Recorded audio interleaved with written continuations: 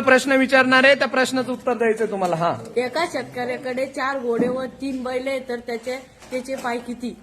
एका शेतकऱ्याकडे 4 घोडे आणि 3 बैल आहेत, तर त्याचे पाय किती? आवाज नाही करायचा आहे. एका शेतकऱ्याकडे 4 घोडे आणि 3 बैल आहेत, तर त्याचे पाय किती? 1 मिनिट, मला माहिती. पोरी चुकीचं उत्तर देणार आहे. हा, उभा राहा. उठ. 28. हा, तू बरा. 28. ओके. चेक. हा, किती? 2. काय प्रश्न विचारला त्याने? एका शेतकऱ्याकडे 4 घोडे आणि 3 बैल आहेत, तर त्यांचे म्हटला का तो?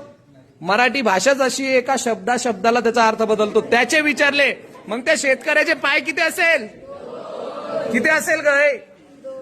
किती असेल? 2. 28 नाही. ओके.